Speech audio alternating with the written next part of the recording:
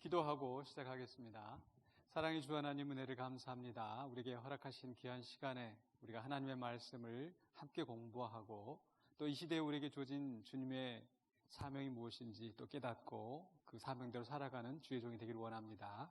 이 시간에 성령님께서 우리를 인도하여 주시고 또 듣는 자나 또 전하는 자가 함께 주의 은혜 안에서 또 온전한 주의 말씀을 깨닫게 하여 주시옵소서. 예수 그리스도 이름으로 기도하옵나이다. 아멘. 네, 에스겔서를 우리가 살펴보면서 이제 큰 그림을 보셔야 된다. 그래서 심판과 구원의 메시지로 에스겔이 두 부분이 나눠지고, 그리고 그 심판의 메시지에서도 이제 두 가지가 있었죠. 하나는 유다 심판, 이스라엘 백성들이 하나님 앞에 범죄하여서 하나님이 그들을 심판하신다. 근데 심판의 내용이 뭐냐면 그들의 죄의 내용과 심판의 내용. 죄의 내용은 뭐예요? 죄는 피 흘리는 죄. 이 이웃을 억압하고 또 자기들의 욕심을 채워가는 죄, 또 하나의 죄는 우상 숭배하는 죄, 하나님의 성소를 더럽힌 죄, 그 죄로 말미암아서 이제 하나님의 영광이 성소를 떠나고 그리고 그 성소가 이제 무너지게 될 것이다라는 게 이제 1장부터 24장까지의 내용이었습니다. 그리고 25장부터 32장까지에서는 그 심판의 대상이 이방인들. 그래서 하나님의 백성들이 망할 때, 또 성소가 무너질 때 조롱하고 또 자기들의 그 원수를 갚으려고 하고 했던 그러한 그 이방 나라들을 하나님이 다 멸망시키시고 또 이스라엘이 또 의지할 만한 그런 어떤 경제적인 대국 또 국제적인 정치의 중심에 있는 그 애굽 이런 나라들이 망하게 될 것이고 결국은 모든 그 주권은 하나님이 가지고 계시고 역사하신다라는 것을 이제 25장부터 32장까지 말씀하고 있으셨습니다. 그리고 그 이방인들을 심판하시는, 이제 지난주에 우리가 이방인의 심판에 대해서 살펴보았는데 이방인을 심판하시는 그 목적이 무엇이었는가, 또 그 메시지를 선포하시는 그 의도가 무엇이었는가, 하나님의 백성들을 구원하신다라는 거였죠. 그리고 하나님이 내가 여호와인 줄을 너희가 알리라, 또 온 세상이 알리라, 하나님을 아는 지식이 온 세상에 가득하게 되는 것, 거기까지 우리가 이제 살펴보았습니다. 이제 오늘 우리가 이제 살펴볼 부분은요, 이제 이방 심판에 이어서 33장부터 39장까지 그 백성의 회복에 대한 말씀을 살펴볼 거예요. 이 회복에 대한 말씀은 이제 크게 첫 번째 33장에서는 하나님께서 에스겔을 부르시는데 이제 다시 한번 부르시는 거죠. 이제 두 번째 파수꾼으로 부르시는 장면이 나오고 이제 34장부터 39장까지는 이제 그 예언의 말씀, 에스겔이 부르심을 받아서 선포하는 그 예언의 말씀인데 그 예언의 말씀의 이제 핵심 주제가 뭐냐면은 회복된 나라다. 나라의 회복을 이야기하고 있어요.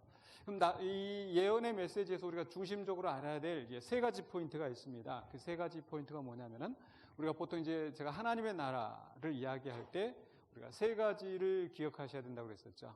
나라의 세 가지 요소. 나라가 이루어지려면 세 가지가 있어야 돼요. 뭐요? 땅이 있어야 되고 또 백성이 있어야 되고 주권이 있어야 되는 거죠.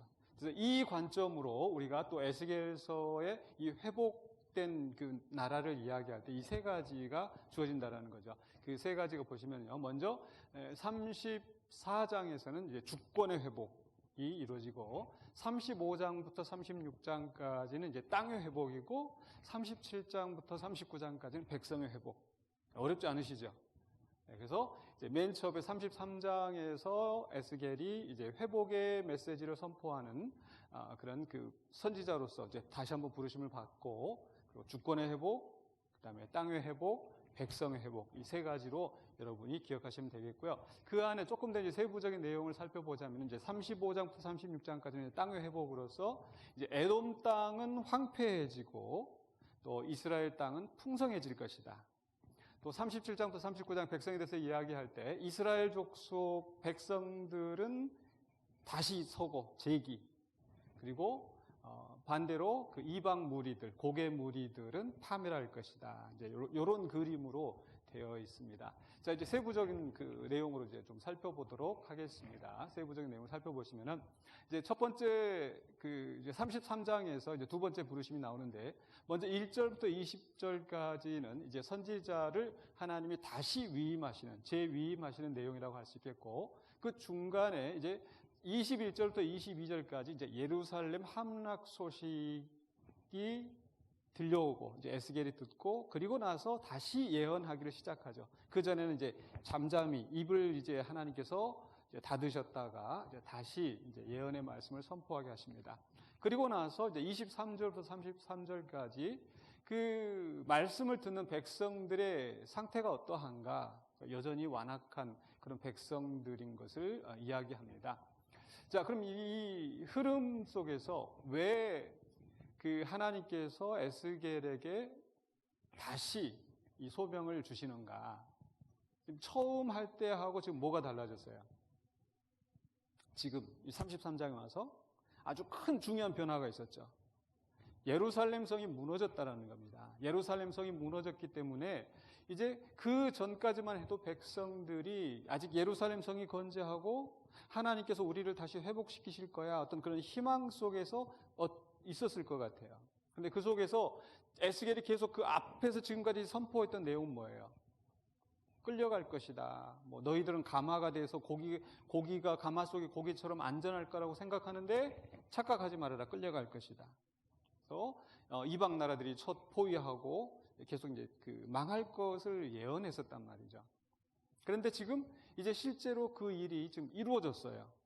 예루살렘이 무너졌다는 소식을 듣고 있는 상태에서 그럼 이제 청중들의 지금 심리 상태가 어떨 것 같아요? 마음이 절망이겠죠. 절망. 그전에는 어떤 그 막연한 희망이 있었는데 무너졌구나, 이제 망했구나. 자, 그런 그 망연자실하고 있는 그런 백성들에게 에스겔이 어떤 메시지를 선포해야 되겠는가? 위로와 어떤 그 희망, 소망의 메시지를 선포해야 되지 않겠습니까? 그런 이제 상황이 달라진 거예요. 또 한 가지, 이제 그 예루살렘 성이 무너진 것은 결국은 무엇을 증명하는가? 에스겔 선지자의 예언이 옳았다라는 것을 증명하는 거죠. 다른 선지자들, 거짓 선지자들은 아직 우리는 건재해, 하나님 우리를 건지실 거야, 우리는 포로에서 곧 돌아갈 거야. 근데 에스겔은 지금 다른 소리를 하고 있었단 말이죠. 그런데 이제 에스겔이 선포했던 메시지가 정당했다라는 것이 입증이 되었습니다. 그러면 이제부터 에스겔이 선포하는 구원의 메시지도 이루어진다라는 확신이 되겠죠. 그렇기 때문에 이제 예루살렘 성이 무너진 다음에 에스겔의 예언이 정당하다라는 것이 입증되어지고, 그리고 이제 이 시점에서 다시 이제 구원과 회복의 그 소망의 메시지를 에스겔이 선포하는 거죠. 자, 이런 큰 흐름으로 보셔야 될 것 같습니다. 자, 그럼 이제 이제 1절부터 20절까지 선지자세에 위임할 때, 이제 1절부터 9절까지 이제 파수꾼의 소명을 다시 이제 불러일으키시는데, 그다음 10절부터 20절까지 이제 회개 촉구 이제 나오거든요. 자, 1절부터 6절까지는 이제 파수꾼의 비유를 하는데, 이미 앞에서 3장에서 파수꾼에 대해서 얘기를 하셨어요. 그런데 33장에 와서 다시 하시는데, 요번에 이제 달라지는 게 뭐냐? 33장 2절에 한번 보실까요? 2절에 보시면은, 인자야 너는 내 민족에게 말하여 이르라. 가령 내가 칼을 한 땅에게 임하게 한다 하자 그 땅 백성이 자기들 가운데 하나를 택하여 파수꾼을 삼은 그 사람이 그 땅에 칼이 임함을 보고 나팔을 불어 백성에게 경고하되, 이렇게 쭉 나오거든요. 그러니까 지금 이야기를 하고 있는 이 파수꾼의 비유를 선포하고 그걸 듣는 대상이 누구냐? 백성들인 거예요. 백성들인 거예요. 그럼 3장에서는, 사실 3장에서는 아직 백성들이 언급이 되지 않고 있었어요. 그냥 하나님께서 맨 처음 에스겔을 보내실 때 내가 너를 파수꾼으로 삼았다. 그래서 파수꾼이 외치면 뭐 돌아오면 뭐 이렇게 쭉 얘기를 하신단 말이에요. 그러니까 에스겔과 하나님과의 1대1 관계에서 지금 얘기를 하는 거예요. 그리고 나서 지금 33장에 와서는 가서 백성들에게 가서 이야기해봐라. 그러니까 백성들이 그 파수꾼의 비유를 듣고 실제로 이제 좀 깨우치게 하는 그런 의미가 있습니다. 이 말씀을 묵상하면서 연구하면서 저도 좀 그런 비슷한 그 생각이 좀 들었었어요. 기도하는 가운데서 이제 여러 가지 상황 속에서 메시지 선포하고 이제 그걸 잘 듣는 분들도 있고 안 듣는 못 들으시는 분들도 있고. 근데 그 속에서 저는 이제 가서 하나님 앞에 가서 기도하고 그러면 하나님이 제 마음 속에 어떤 그 마음을 주신단 말이에요. 너는 가서 선포해. 네가 할 말을 해. 이렇게 선포를 하는 그 하나님과 저와의 개인적인 관계가 있고, 근데 그렇게 이제 선포하면서 사람들이 이렇게 말도 하고 저렇게 말도 하고 하면 내가 왜 이걸 하고 있는지 사람들에게 설명하고 싶단 말이에요. 내가 가서 기도원에 가서 기도했는데 하나님한테 이런 말씀을 주셨어요. 그래서 제가 지금 하고 있는 겁니다. 지금 이제 33장의 지금 상황이 그런 내용이에요. 가서 백성들한테 가서 이야기해라. 백성들이 너희 가운데서 파수꾼을 세워서 지금 그 전쟁이 임하면은 경고하게 하지 않느냐. 근데 그걸 들으면은 다행인데 안 들으면 어떻게 되겠느냐. 그래서 백성들의 입장에서 그 파수꾼의 비유를 지금 생각하게 하는 그런 의미가 있습니다. 그러면서 7절로 9절에서는 이제 하나님께서 내가 너를 파수꾼으로 세운 것이 이와 같다라고 하면서 이제 3장에서 냈던 내용이 이제 반복되어지는 거예요. 어쩌면 지금 이스라엘 백성들 앞에 에스겔이 내가 그런 파수꾼의 사명을 받았다. 이렇게 지금 전달하고 있는 겁니다. 자, 그러면서 이제 10절부터 20절까지에 보시면은 이제 회개의 촉구라는 제목으로 이제 정리를 해봤는데 이게 뭐냐면 자 10절 한번 보실까요? 10절에 보시면 그런즉 인자야 너는 이스라엘 족속에 이르기를 너희가 말하이르되 우리의 허물과 죄가 이미 우리에게 있어 우리로 그 가운데서 쇠퇴하게 하니 어찌 능히 살리요 하거니와. 지금 백성들이 하는 말은 뭐예요? 백성들이 하는 말은 자, 백성들이 하는 말에서 어떤 느낌이 드십니까? 이미 우리의 허물과 죄가 있어. 근데 우리가 어떻게 살겠느냐? 라고 뭐하고 지금 낙심하고 있고 체념하고 있는 거예요.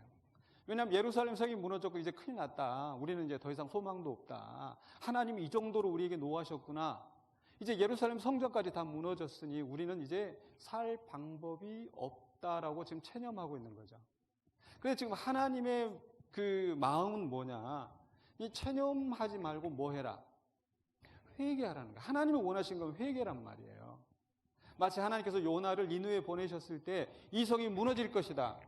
야, 이게 무너지니까 우리 죽었구나 하고 이제 그냥 체념하고 포기하는 것이 아니라 거기에서 회개하면 하나님이 돌이키시잖아요. 그게 하나님의 마음이란 말이죠.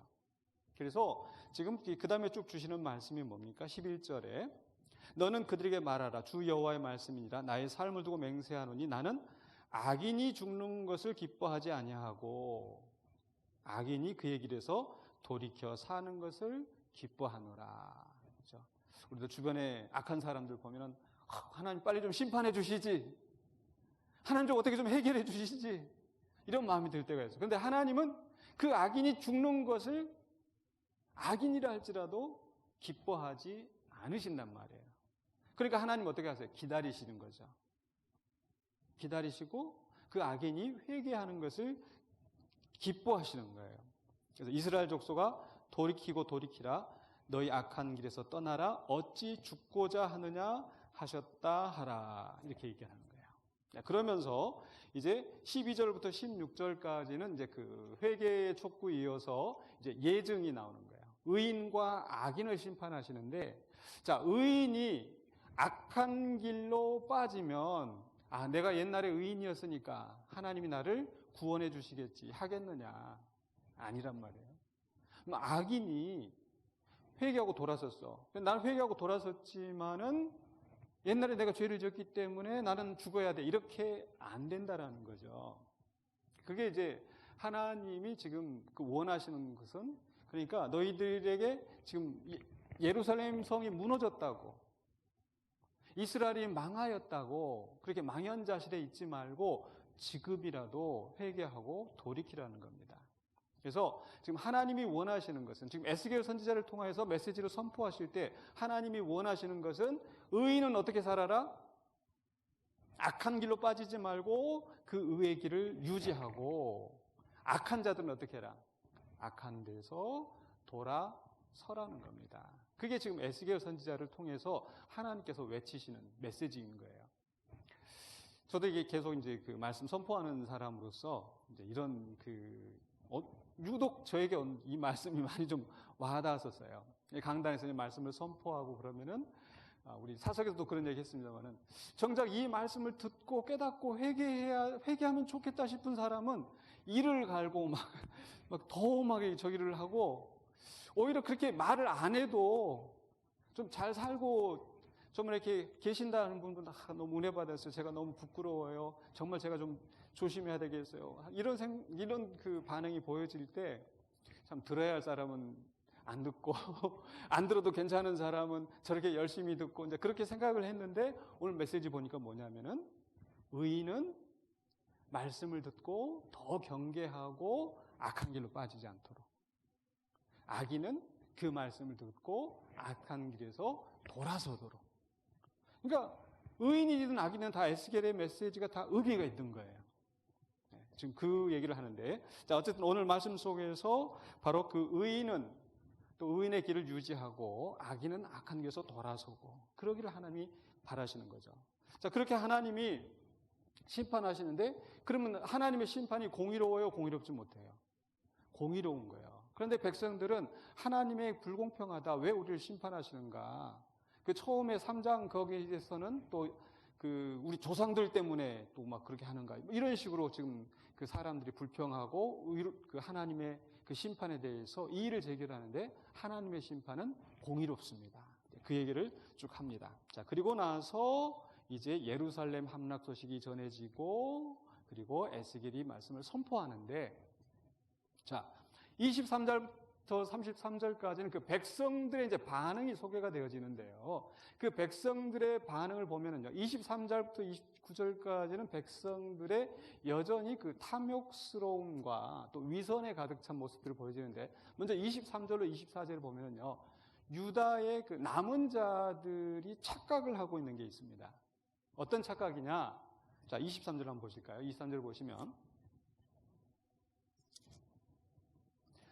자, 23절 여호와의 말씀 내게 임하여 이르시되, 24절 인자야 이 이스라엘의 이 황폐한 땅에 거주하는 자들이 말하여 이르기를 아브라함은 오직 한 사람이라도 이 땅을 기업으로 얻었나니 우리가 많은즉 더욱 이 땅을 우리에게 기업으로 주신 것이 되느니라 하는도다. 지금 유다의 이 황폐한 땅에 거주하는 자들, 지금 이제 그 에스겔과 그 또 주변에 있는 사람들은 지금 바벨론으로 지금 끌려와 있는 상황이잖아요. 그런데 이 사람들이 다 끌려가고, 그 전에 좀 하여간 큰 소리 치고 뭐 하여간 그런 귀족들이나 이런 잘 나가던 사람들은 다 지금 그 느부갓네살이 와가지고 잡아갔단 말이죠. 그럼 지금 유다에 남아있는 사람들은 어떻게 보면 이제 가난한 사람들, 뭐 이런 사람들이 지금 이제 남아있는 거예요. 남아있으니까 지금 그들이 말하는 건 뭐예요? 그들이 생각하는 건 뭡니까? 이제 이 땅은 우리 땅이다. 이제 이 땅은 우리 땅이다. 근데 이 땅이 우리 땅이라고 생각하는 근거가 뭐냐? 아브라함은 한 사람만 하나님이 불러서 이 땅을 너와 내 자손에게 기업으로 주겠다 했는데 우리는 이렇게 숫자가 많은데 이 땅을 이렇게 기업으로 나누면은 살만하지 않겠느냐, 지금 이렇게 착각하고 있단 말이죠. 하나님께서 가나안 땅을 기업으로 주신 것이 그들이 수가 많아서일까요? 그들은 숫자가 다른 나라보다 많지 않다고, 지금 하나님께서 그 모세와 그 이야기 하실 때도 이 백성은 목이 곧은 백성이라고 하시면서 숫자가 많아서 택하신 게 아닌데, 자기들이 뭔가 그 택함을 받을 만해서 택함을 받은 게 아닌데 이 백성들은 착각하고 있는 거예요. 또 오늘 성경에는 없지만 그 끌려간 사람들은 더 정죄하고 저 사람들은 죄가 많으니까 다 저렇게 끌려갔지. 그래도 우리는 여기에 남았잖아. 우리는 살아있잖아. 그럼 이제 이 땅은 우리 땅이고 이제 여기에서 잘 이 나라를 건설하면 되지. 뭐가 빠졌어요? 회개가 빠져 있는 거예요. 회개 없이 그저 자동적으로 그냥 그 땅에 남아있으니까 이 땅을 차지할 걸로 착각하고 있다는 거죠. 그래서 하나님께서 그 다음에 이제 하시는 말씀은 25절로 26절에서 너희들이 이 땅을 얻지 못할 것이다. 그리고 그 땅은 마저 황무지가 되어지고, 예레미야를 통해서 말씀하신 것처럼 이제 70년 동안 이제 안식하게 될 것이다. 그래서 이 땅을 너희가 자동적으로 차지하지는 못할 거야. 그러면서 이제 암시적으로 회개하고 하나님의 은혜가 있어야 이 땅을 차지하지. 그런 메시지가 들어 있습니다. 자, 그리고 나서 이제 30절로 33절에 보면요, 이제 불성실한 청중들이 나옵니다. 30절로 32절에 보면 이제 가식과 아첨이 나오고, 33절에 선지자의 이제 예언 성취가 나오는데, 자, 가식과 아첨이 뭔가 한번 보십시다. 30절 한번 보실까요? 자, 인자야 내 민족이 담 곁에서와 집 문에서 너에 대하여 말하며 각각 그 형제와 더불어 말하여 이르기를 자, 가서 여호와께로부터 무슨 말씀이 나오는가 들어보자 하고 백성이 모이는 것 같이 내게 나오며 내 백성이 내 앞에 앉아서 내 말을 들으나. 백성들이 자, 선지자가 뭐라고 말하는지 들어보자. 지금 백성들이 지금 에스겔 선지자를 어떻게 이제 높이잖아요. 근데 그전에는 야, 저 왜 이상한 짓을 해? 왜 소똥으로 지금 이렇게 인부 구워 먹고 이런 짓을 해? 막 머리 길고 막 수염도 막 길고 막 이상한 행동을 하고 또 무슨 비유로 말을 하고 있어. 저렇게 알아듣지도 못하는 말을 하고 있어. 이렇게 손가락질하고 조롱하고 이렇게 하다가 그 에스겔 선지자가 예언한 대로 다 이루어졌어요. 그러니까 이제 사람들이 어떻게 되겠어요? 야, 에스겔 선지자 말이 이루어졌어. 맞아. 그 선지자의 말을 들어야 돼. 해가지고 사람들이 다 그 앞에 몰려와가지고 막 듣는 거예요. 막 요즘 말로 하면은 막 이제 막 교회가 막 부흥이 되는 거예요. 사람들이 막 몰려들어요. 근데 문제가 뭐예요? 와서 열심히 듣는다고 듣는데 그대로 행하지는 아니하니.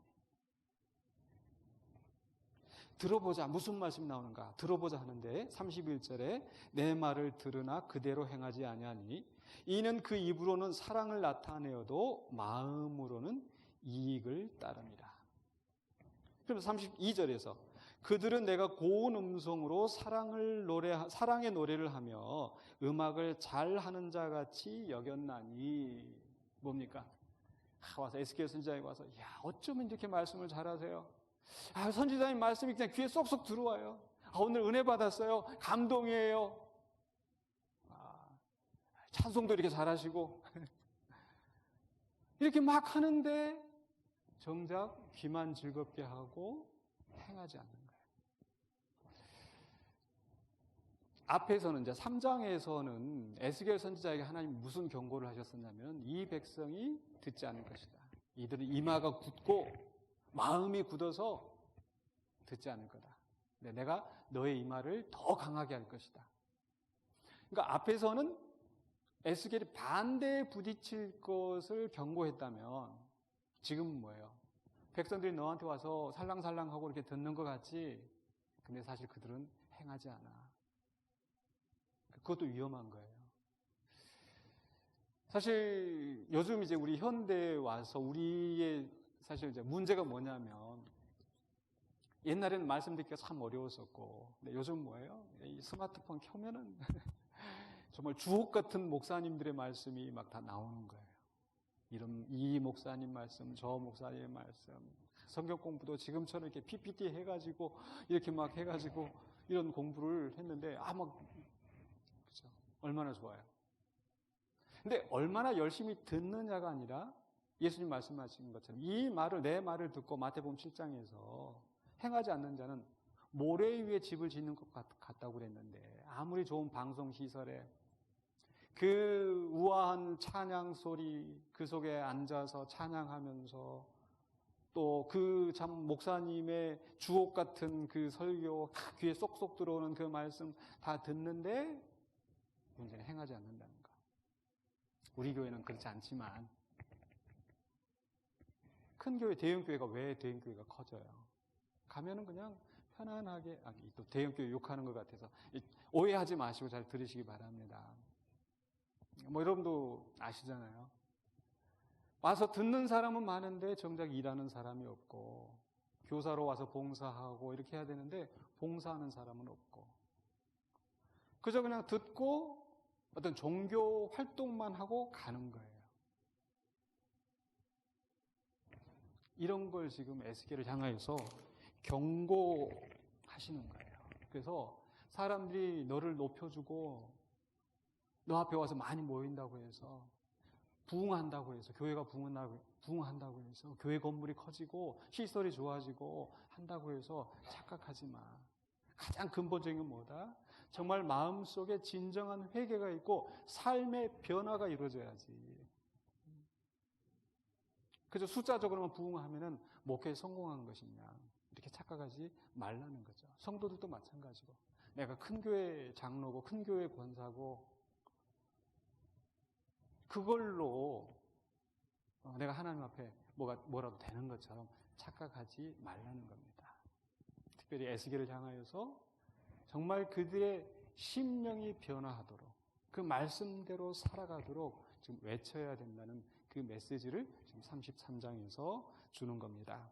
그리고 나서 이제 33절 마지막 부분에서 그 말이 응하리니 응할 때는 그들이 한 선지자가 자기 가운데 있었음을 알리라. 결국 에스겔이 그렇게 열심히 선포했는데 회개하지 않고 하나님의 구원의 역사 가운데 동참하지 못하고 그렇게 심판당할 때, 그때 선지자가 말씀할 때 잘 들을 걸, 하나님의 말씀이 우리에게 왔을 때 내가 변화되고 바로 갈 걸, 그때 가서 후회하지 말라는 거죠. 그래서 이 에스겔 선지자의 과거에 예루살렘이 멸망할 것이라는 메시지도 성취되었고, 이제 앞으로 정말 에스겔을 통하여서 선포되지 그 놀라운 구원의 말씀도 이루어질 것이다. 그러니까 그 말씀을 잘 듣고 정말 변화된 삶을 살아라. 이게 이제 33장에서 주어진 메시지입니다. 한 장의 말씀이지만은 이제 앞으로 이제 펼쳐질 그 이야기들의 방향을 이렇게 설정해주는, 지금까지의 내용을 요약하고 앞으로의 방향을 설정해주는 중요한 부분이기 때문에 우리가 그것을 생각하고 이제 그 다음 장면으로 넘어가야 되겠습니다.